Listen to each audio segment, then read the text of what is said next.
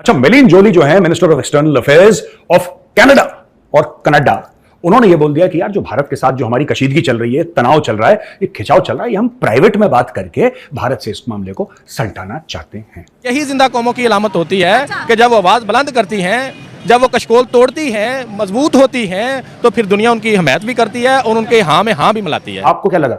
आप गोरे हैं, western world के हैं, G7 के मेंबर हैं, तो भारत को आंखें दिखाएंगे, भारत बोलेगा यार आज बड़ा डर लग रहा है कनाडा से। आपको क्या लग रहा था ये होगा? आप व्हाइट, वेस्ट और wealthy, the 3 Ws, white, west और वेल्दी अपने घर पे होंगे। यहां पे आपकी एक नहीं चलेगी, ना कोई चलने देगा। भारत ने कनाडा को दहशतगर्द मुल्क करार दे दिया कि दहशतगर्दों को पनाह देते हैं। FATF में डालने की बात करें, वीजे सस्पेंड किए कनाडा के 40 डिप्लोमेट्स को, कहा कि गेट आउट फ्रॉम इंडिया। इतनी बड़ी पावर कनाडा बोल नहीं रहा। तो यार यही चीज मैं बोलना चाहता हूं कनाडा को, अब बात तुम्हारे हाथ से निकल गई है। ये जो अब तुम्हें तमीज है ना, अब तुम तमीज की बात कर रहे हो, अब तुम बात कर रहे हो फ्रेंडशिप की बात कर रहे हो, ये सब चीजें तुम्हें पहले सोचनी चाहिए थी। अब तो चिड़िया चुग गई खेत बेटा। इंडिया आजाद है, हम आजाद नहीं है। अब हमें दूसरे वाली कहते हैं आपने फलाने मुल्क से तल्लक रखना है, फलाने से नहीं रखना। यार क्यों? उसकी वजह ये है कि उसके पास पैसा है, उसके पास खाने के लिए है। यहाँ पर मोदी की सरकार हो, आपको लगता है वो किसी को 1 इंच भी देंगे? आप क्या बात करते हैं? मोदी एक दहशतगर्द आदमी है। वो कैसे? वो ऐसे कि उसने वो गुजरात में एक गुंडा था। बेसिकली वो बेकारी नहीं ना लोग है, ठीक है, वो अपने फैसले खुद करते हैं, इसलिए वो जो उनका दिल करे वो कर सकते हैं। ठीक है, हम जो से IMF के मुकाबले में चलते हैं, उनसे हम पैसा लेते हैं, जो उन्होंने कहना है, अमेरिका ने जो कहना हमने वो करना है। यूनिटी और पावर के बारे में कनाडा वैसे पावर के हिसाब से इंडिया से बेहतर है, लेकिन वो राइट पे नहीं है। हाँ, रॉन्ग है। वो रॉन्ग है, गलत चल रहा है, इसीलिए इंडिया जो है वो राइट पे है। वो जो भी बात कर रहा है वो सही बात कर रहा है। अच्छा। और इससे हमें भी होश के नाखुन लेने चाहिए कि कल को हमारे साथ भी कुछ हो सकता है। नमस्कार दोस्तों। तो दोस्तों, आपने देखा कि कल कैसे भारतीय गवर्नमेंट ने कनाडा के भारत में रह रहे लगभग 40 राजनयिकों को भारत छोड़ने के लिए बोल दिया था, जिसको लेकर कनाडा के फॉरेन मिनिस्टर ने कि हम भारत से अकेले में मिलकर बातचीत करना चाहते हैं। वहीं इनकी औकात की अंदाजा पता चल गई है कि हम किससे पंगा ले लिए हैं। वहीं आपको बता दें कि इसको लेकर पाकिस्तान बहुत ज़्यादा उछल रहा था। वो कह रहा था कि कनाडा भारत से झुकना नहीं चाहिए और कनाडा को भारत को मुंहतोड़ जवाब देना चाहिए। लेकिन कनाडा का रुख देखकर ऐसा लग रहा है कि कनाडा पीछे हट गया है। अच्छा, मेलिन जोली जो है minister of external affairs of Canada और कनाडा, उन्होंने ये बोल दिया कि यार जो भारत के साथ जो हमारी कशीदगी चल रही है, तनाव चल रहा है, ये खिंचाव चल रहा है, ये हम प्राइवेट में बात करके भारत से इस मामले को सल्टाना चाहते हैं। अच्छा जी, पहले तो मैं मेलिन जोली से ये कहूंगा कि मैडम, यही सलाह आप भारत को ना देके अपने माननीय प्रधानमंत्री श्री जस्टिन ट्रूडो जी को देते कि जब आपने भारत के ऊपर इतना संगीन इल्जाम लगाया और वो भी अपने पार्लियामेंट में खड़े होकर लगाया, तब आपने उनको ये नहीं बोला कि ये भारत से बात प्राइवेटली कर लो। आपने शुरू करा था सिलसिला, this was started by Canada. आपने शुरू करा। हम ये, आपको क्या लगा? आप गोरे हैं, वेस्टर्न वर्ल्ड के हैं, G7 के मेंबर हैं, तो भारत को आंखें दिखाएंगे, भारत बोलेगा यार आज बड़ा डर लग रहा है कनाडा से। आपको क्या लग रहा था ये होगा? आप व्हाइट, वेस्ट और wealthy, the 3 Ws, white, west और वेल्दी अपने घर पे होंगे। यहां पे आपकी एक नहीं चलेगी, ना कोई चलने देगा। खालिस्तान की बात करें, सारे खालिस्तानी इस वक्त कनाडा के अंदर मौजूद है और भारत ने कनाडा को दहशतगर्द मुल्क करार दे दिया कि दहशतगर्दों को पनाह देते हैं। FATF में डालने की बात करें, वीजे सस्पेंड किए कनाडा के 40 डिप्लोमेट्स को, कहा कि गेट आउट फ्रॉम इंडिया। इतनी बड़ी पावर कनाडा बोल नहीं रहा। क्यों बोले? पूरी कौम जो है वो मोदी के साथ खड़ी है, पूरी दुनिया वेस्ट खड़े है। उसके बाद ये भी आपने देखा है G20 हुई है। G20 का क्या? उसका मैसेज क्या था? उसका मैसेज क्या मैसेज था? यही मैसेज था कि आज वो भारत नहीं है जिसके ऊपर जो है ना जो मर्जी चार दौड़ेगा। सही बात है। इस वजह से पूरी दुनिया को उसकी आवाज पे लब्बैक कहना पड़ेगा। पूरी दुनिया लब्बैक कह रही है। अच्छा। इस वजह से कनाडा जो है दुम दबा के बैठा है। कनाडा का तो उन्होंने सर रेत में दबो दिया है। बिल्कुल दबो दिया है। हाँ। यही जिंदा कौमों की अलामत होती है अच्छा। कि जब वो आवाज बुलंद करती हैं, जब वो कशकोल तोड़ती हैं, मजबूत होती हैं, तो फिर दुनिया उनकी हिमायत भी करती है और उनके हाँ में हाँ भी मिलाती है। अच्छा, नेबर कंट्री की अगर बात करें इंडिया की, वहाँ पे फैसले भी अब क्या आपको लगता है कि अपनी मर्जी से किए जाते हैं? दूसरे नंबर पे अभी कनाडा का इशू चल रहा है, उनका कन्फ्लिक्ट चल रहा है, वो सिखों का कुछ लेके, ठीक है, तो वो अपनी मर्जी से उन्होंने ये बोला कि भाई 41 डिप्लोमेट्स हैं जो कि 10 अक्टूबर तक यहाँ यानी कि इंडिया छोड़ दें। क्या कहेंगे आपके, वो अपने फैसले कैसे कर रहे हैं आज़ादी पे? बेसिकली वो बेकारी नहीं ना लोग है, ठीक है, वो अपने फैसले खुद करते हैं, इसलिए वो जो उनका दिल करे वो कर सकते हैं। ठीक है, हम जो से IMF के मुकाबले में चलते हैं, उनसे हम पैसा लेते हैं, जो उन्होंने कहना है, अमेरिका ने जो कहना हमने वो करना है। उसके अलावा हम कुछ नहीं कर सकते। ठीक है, हम अपनी मर्जी से कुछ भी नहीं कर सकते जब तक हम खुद जो है ना वो अपने पाँव में खड़े नहीं होते। हम किसी ऐसे पॉलिटिक को लेके आए, सियासतदान को लेके, जमात को लेके आए जो सा अपनी जो सी फजूल खर्चियाँ वो कम करे, पब्लिक की फिक्र करे, पाकिस्तान की फिक्र करे। अब इंडिया जो है वो नॉर्मल मुल्क नहीं रहा। अच्छा। आप सोचेंगे वो क्यों? क्योंकि वो दुनिया की चौथी बड़ी इकोनॉमिकली पावर बन चुका है। ठीक है।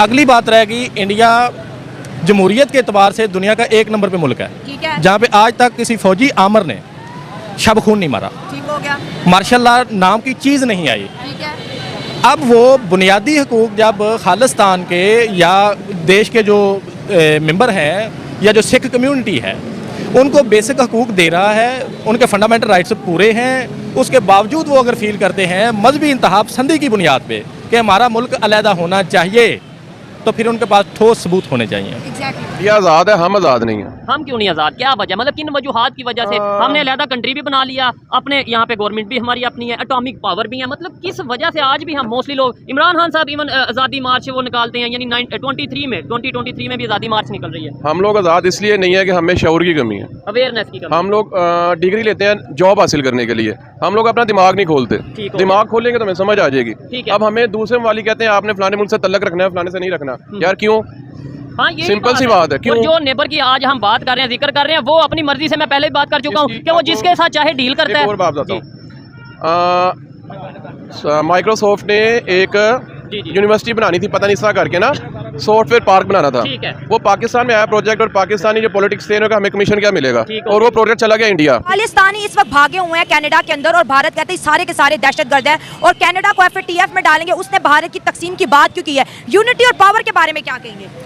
यूनिटी और पावर के बारे में कनाडा वैसे पावर के हिसाब से इंडिया से बेहतर है, लेकिन वो राइट पे नहीं है। हाँ, रॉन्ग है, वो रॉन्ग है, गलत चल रहा है, इसीलिए इंडिया जो है वो राइट पे है। वो जो भी बात कर रहा है वो सही बात कर रहा है। अच्छा। और इससे हमें भी होश के नाखुन लेने चाहिए कि कल को हमारे साथ भी कुछ हो सकता है, इसीलिए हमें भी पेश आना चाहिए इनके साथ सही तरीके से। सही बात है। लेकिन हम बात करेंगे कि देखिए जो खालिस्तानी इस वक्त कनाडा के अंदर मौजूद हैं और भारत से वो भागे हुए हैं, तो भारत ने जो है कनाडा को तो बहुत ज़ोरदार चपेड़ मारी है, लेकिन जो कनाडा का वजीर आज़म है ट्रूडो है, उसके खिलाफ कैनेडियन नारे लगा रहे हैं कि इंडिया इतना बड़ा मुल्क है, भाई तूने उससे पंगा कैसे ले लिया?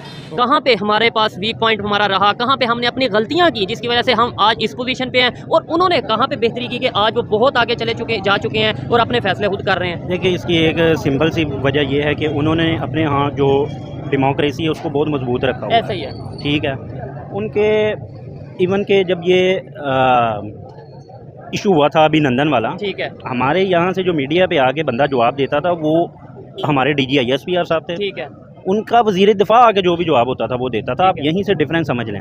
और देखिए उन्होंने एक दो दिन के अंदर कैसे जो है वो उनसे जनाब ऐसे लेके गए कि जैसे ऑर्डर किया और ये जनाब खुद ही छोड़ के आए। ठीक वो बाद में भी उन्होंने बता दिया। चलें, ये बहरहाल ठीक है। कोई बेहतरी की उम्मीद नजर आती है आने वाले 5 साल में, 10 साल में? मतलब यह है कि नो डाउट इस टाइम पाकिस्तान बहुत सी मुश्किलात का सामना कर रहा है। इकॉनमी वाइज अगर बात करें, ओवरऑल महंगाई की बात करें, बेरोजगारी की बात करें, और खास तौर पर अपने फैसले खुद करने की बात करें, तो शायद हम उस पोजीशन पे नजर नहीं आ रहे। जैसा कि आपने वीडियो में देखा कि किस तरह से कनाडा का रुख अब किस तरह से नरमी की तरफ जा रहा है, वहीं आपको बता दें कि कनाडा के एक फॉरेन मिनिस्टर का कहना है कि भारत से हम इकलौते में बातचीत करना चाहते हैं, हम अकेले में बातचीत करके भारत के साथ रिश्ते बनाना चाहते हैं। लेकिन आपको बता दें कि इससे भारत पीछे नहीं हटेगा, बल्कि भारत इन कनाडाई खालिस्तानियों को जमकर ठोकेगा, जिसको लेकर पाकिस्तानी मीडिया का कहना है कि भारत को कनाडा से बातचीत कर लेना चाहिए और कनाडा के आगे झुक जाना चाहिए। लेकिन आपको बता दें कि भारत कनाडा के आगे क्या, किसी भी के आगे नहीं झुकेगा, क्योंकि भारत की फॉरेन पॉलिसी इतनी स्ट्रांग हो गई है कि इसके आगे किसी की भी नहीं चलेगी, और अगर हम सही रहेंगे तो किसी के सामने भी नहीं झुकेंगे, जिसको लेकर कनाडा के फॉरेन मिनिस्टर का बयान आया है कि हम भारत से एक बार फिर से बातचीत करना चाहते हैं, जो कि मीडिया को अलाउ नहीं होगा और हम अकेले में बातचीत करेंगे। लेकिन भारत बातचीत क्यों करेगा जब तुम भारत के ऊपर आरोप लगा रहे हो कि तुम खालिस्तानियों से, मतलब भारत में कनाडा के खालिस्तानियों को मरा रहे हैं, इसमें भारत का हाथ है, तो भारत इसको बात क्यों करेगा? वहीं इसको लेकर पूरी दुनिया कनाडा को नकार रही है कि कनाडा को इतना बड़ा मतलब आरोप नहीं लगाना चाहिए था भारत के ऊपर। लेकिन कनाडा ने, मतलब कनाडा के जो गवर्नमेंट यानी जस्टिन ट्रूडो हैं, वो खालिस्तानियों को सपोर्ट कर रहे थे। लेकिन खालिस्तानी सरगना जिस तरह से मारा गया, उसको लेकर मतलब जस्टिन ट्रूडो की कुर्सी अब खतरे में जा रही थी, जिसको लेकर वो कुर्सी बचाने के चक्कर में भारत के ऊपर इतना बड़ा बयान दे दिया था, जिसके बाद भारत और खालिस्तानी कनाडाइयों के बीच काफी ज्यादा लंबी चौड़ी मतलब ये मामला चल रहा है। लेकिन भारत इसमें पीछे नहीं हटेगा, पीछे तो हटना कनाडा को ही पड़ेगा, क्योंकि भारत अपने सख्त मतलब अंदाज में खड़ा है और भारत कनाडा को डटकर सामना कर भी रहा है। वहीं आपको बता दें कि ये कनाडा वाले भले ही समझते हैं कि हम G7 के मेंबर हैं, लेकिन आपको बता दें कि भारत भी किसी से कम नहीं है, किसी से नहीं डरेगा। वहीं ये कनाडा को कोई भी देश साथ नहीं दे रहा है, बड़े बड़े मुल्क भी भारत का साथ देते हुए नजर आ रहे हैं। लेकिन ये कनाडा पहले चाह रहा था कि सभी देश हमारे साथ रहेंगे, लेकिन सभी देश इन पर कनाडाइयों को लात मारकर भगा दिए हैं। खैर, इस पर आपकी क्या राय है और आपको क्या लगता है कि भारत और कनाडा के बीच बातचीत होनी चाहिए या नहीं? हमें अपनी राय कमेंट में जरूर दीजिएगा और साथ ही हमारे चैनल को भी सब्सक्राइब जरूर कीजिएगा। मिलते हैं किसी अन्य वीडियो में, तब तक के लिए जय हिंद, वंदे मातरम।